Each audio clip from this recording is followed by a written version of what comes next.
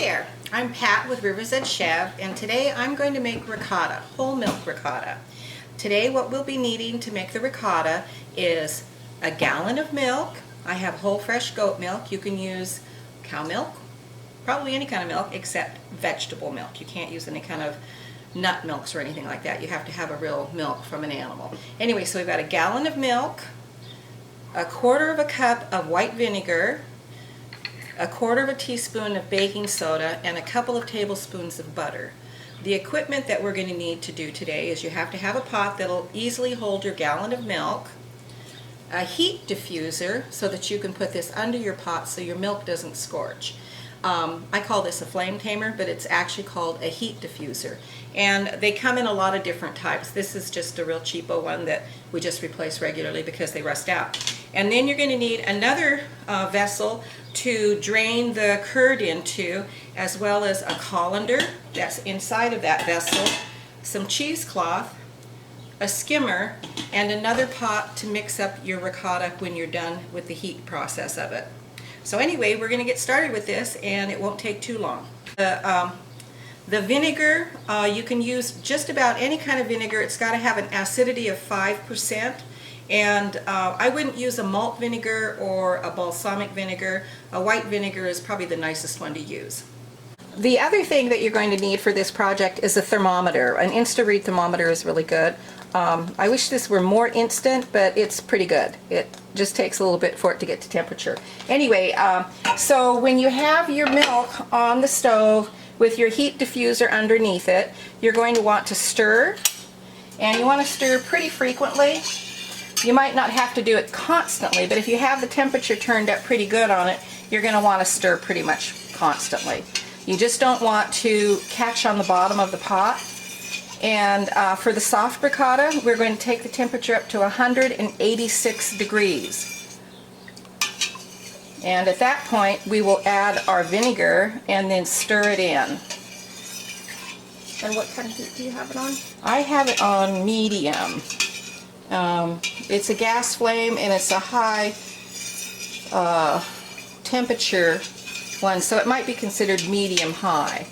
But because of the heat diffuser, it's not going to have any problems with the temperature, and especially since I'm stirring. Okay, so I misspoke when I was talking about the temperature of the milk for making the ricotta, for firm ricotta. Actually, it's 196.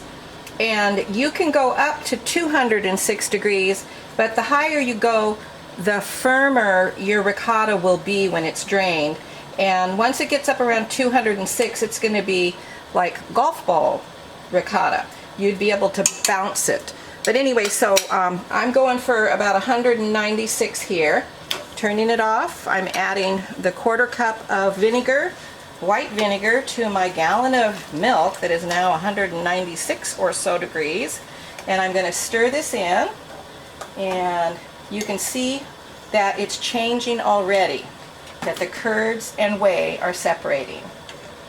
So I think that's enough stirring, because you want to just let it coagulate now, and it'll either float to the surface or it'll sink to the bottom. Doesn't matter which way it goes. I'm going to let this set for just a few minutes so that it completely adheres and combines together, so it'll be easier to dip out. I'm also going to reserve some of the whey on this so that I can make a brine, because I'm going to make some of this ricotta into a cheese that would be similar to a feta. It's not feta at all, because it's actually ricotta, which is a whole milk dairy product that you make with vinegar. Ricotta truly is not cheese. Cheese is something that has cultures added to it and rennet, and you make, you have different steps that you make it with. Whereas ricotta is just a dairy product for the most part. So what I'm going to do with this is once it's cold, I'm going to slice off a chunk of it, and then I'm going to put it into the brine that I make with the whey. And with this whey, since it has calcium in it and it's acidified from the vinegar, all I have to do is add some salt to make it a brine. And I'll let you know what that is when I show you how to do that.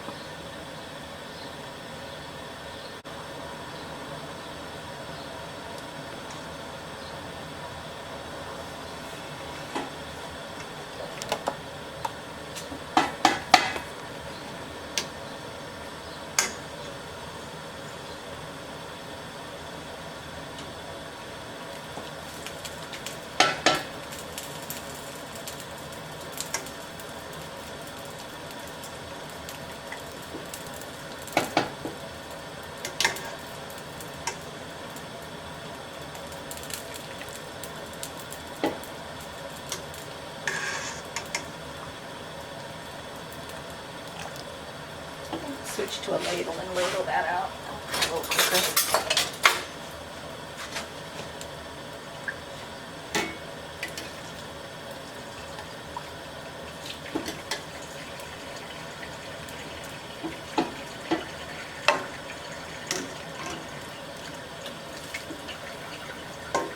A traditional ricotta is made with the whey from cheese making. It's just left over, and oftentimes what they'll do, and it takes a lot of whey to make whey milk ricotta, which is the real original ricotta. They heat the whey up to a certain temperature, and then they'll add a little bit of whole milk to it, just a little bit, to help bring everything together. And then they cook it until it turns into the curds. But it's quite a process. Do you want me to just pour that in?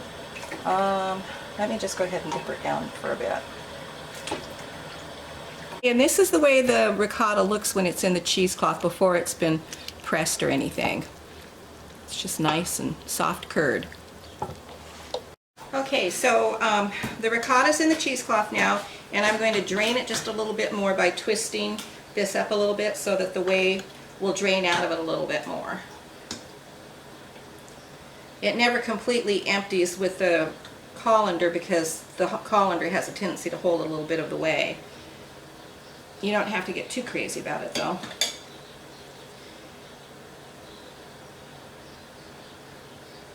I've been making this ricotta since the early 1970s.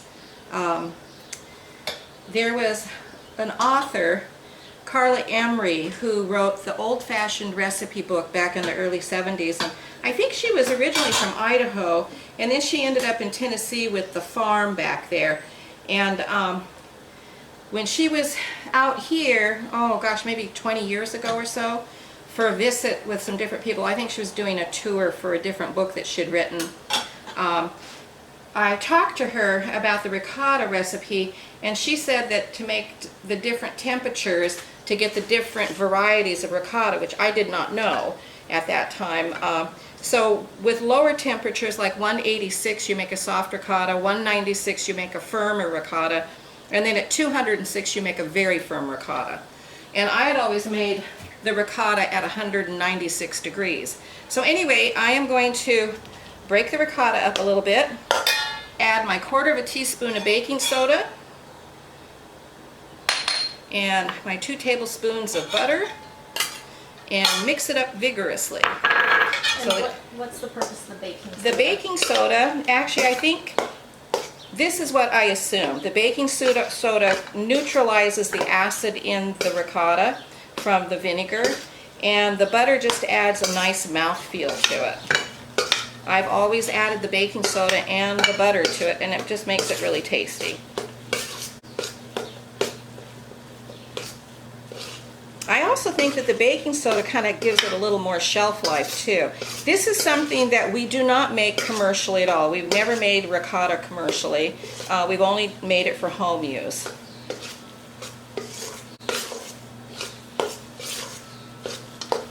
So this is what it looks like at this point.